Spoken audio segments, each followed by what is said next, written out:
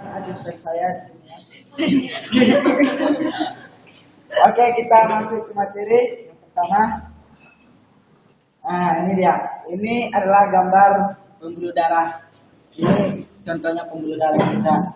Dan ini adalah virus HIV tadi yang menyerang kekebalan tubuh kita tadi, sel darah putih kita.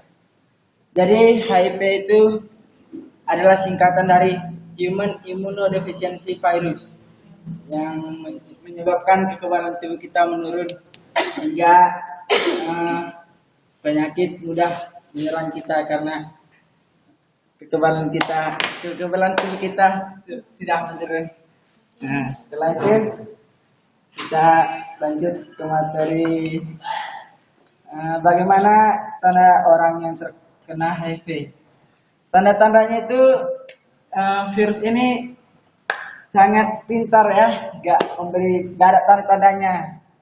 Semua orang itu cuman ya, misalnya dia kurus, entah korengan gitu, kita pikir dia udah terkena HIV, sebenarnya dia belum tentu terkena. Karena bisa saja yang lebih aktif dari kita, lebih sehat dari kita, itu yang sudah terkena HIV itu tadi. Nah, jadi sebenarnya virus ini bisa tidur selama bertahun-tahun. Dia menunggu kekebalan tubuh kita melemah. Jadi di saat melemah, dia akan menyerang ke kesehatan kita. Jadi semakin terpuruk, jadi semakin mudah diserang penyakit. Jadi bagaimana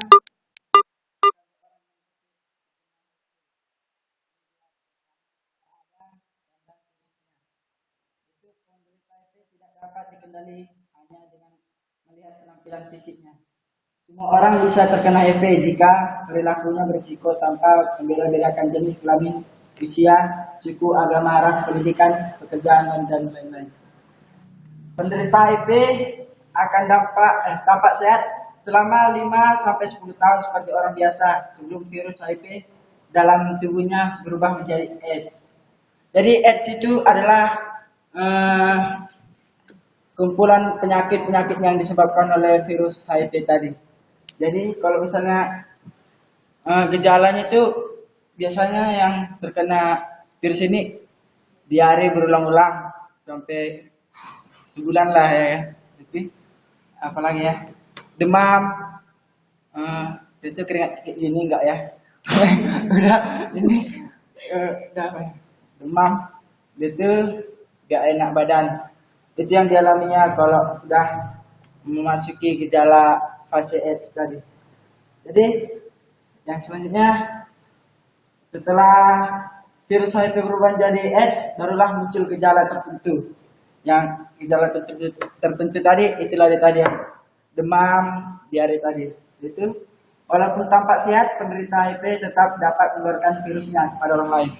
Jadi contohnya dia misalnya baru terinfeksi HIV kan, itu misalnya diperiksa dia belum nampak gitu tanda-tandanya. Jadi tunggu 3 bulan sampai 4 bulan baru dia nampak dia, sampai 6 bulan baru nampak. Karena walaupun dia belum nampak, tapi dia sudah bisa menularkan ke orang lain gitu. Tapi sebenarnya kalau dari periksa pun dia belum nampak virusnya, tapi dia bisa menularkan itu tadi, yang tetap dapat menularkan virusnya kepada orang lain. Nah, selanjutnya bagaimana mengetahui seseorang tertular HIV? Yaitu melalui tes darah untuk HIV. Ini tadi tes darah tadi yang belum nampak tapi sudah bisa menularkan. Yang termasuk bagian dari proses konseling dan testing HIV sukarela atau KTS atau VCT atau voluntary counseling dan testing. Semangat. Nah, ini dia bagaimana HIV menularkan melalui darah. Contohnya seperti bisa lihat kan sebenarnya. Contohnya ini suntik. Nah, ya kalau kita tahu kan abang-abang itu sering datang kan. Nah itu kan ngambil suntik dia. Jadi kalau misalnya dia nggak steril, eh, dia akan berisiko penularan HIV tadi. Jadi dia biar supaya mencegah itu harus menggunakan suntik yang selalu steril. Nah, ini dia kan. Coba baca kan, tahu. Ini dia coba baca. Penggunaan jarum suntik bergantian atau tidak steril. Nah, itu dia contohnya bisa menurunkan. Jadi alat tato yang tidak steril. Ini kan kalau misalnya kita bikin tato kan ada jarum-jarum itu kan. Aku pernah nengok orang yang ditato kan. Ditato kan. Kalau dia ditato darahnya itu keluar. Jadi aku gak banyak tato. Berarti ya. Ya. Jadi kalau dia ditato itu kan, misalnya jarumnya itu tidak disterilkan, otomatis kan darah yang lengket di jarum tadi bisa, kalau dia misalnya yang ditato ini terinfeksi HIV, terus ditato lagi sama abang ini misalnya belum terinfeksi kan, jadi darah yang terinfeksi tadi akan pindah sama abang ini. Kalau misalnya tidak disterilkan, dia akan pindah. Jadi ini contoh yang kedua. Yang ketiga, alat tindik yang tidak steril. Kalau misalnya alat tindik ini kan misalnya tidak steril, otomatis darah itu ada yang mengendap di bagian persing tadi, yang pokoknya yang lembab-lembab lah dia. Jadi kalau misalnya kita baru tindik, kawan itu udah terinfeksi HIV, terus kita pinjam tindiknya kan, baru tindik pula dia. Tindik juga kepingin kan, jadi aku masukkan aja, ya pindahlah virus tadi ke aku, jadi itu akan berisiko penularan HIV juga. Jadi yang selanjutnya kak. Ya.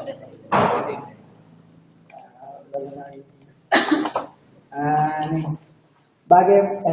Sebelumnya ada paham kan kak? Sejauh ini nggak paham semua kan sih ya, gampang. Oke. Ini dia bagaimana HIV menular melalui perpindahan cairan tubuh. Cairan tubuh tahu kan kak? Udah tahu semua dong. Kasih tahu lah. Tahu. Pura-pura kan nggak tahu. Cairan tubuh apa aja? Ya, contohnya keringat. Itu air liur kan? Itu air mata. Itu air kelamin. Cairan kelamin ya. Ini dia. Aduh, jangan dari kali pelajaran ini. Jadi mesti dijelaskan juga ini kan?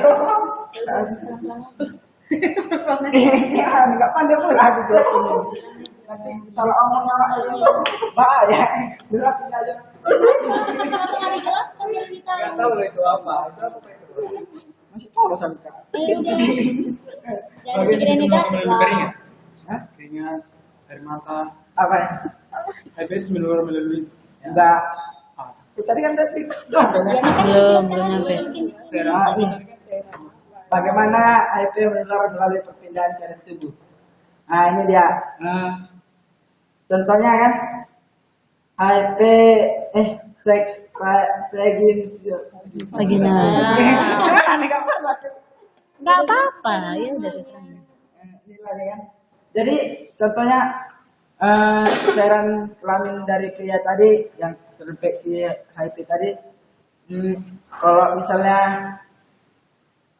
melakukan hubungan seks yang bersiko tanpa kondom, otomatis dia akan menularkan ke wanita tadi. Contohnya seperti ini dia ya, bisa lihat semuanya. Udah ngerti lah semua. Jadi seks oral. Ini lebih kecil kemungkinan untuk menularkan HIV karena dia tidak melalui kelamin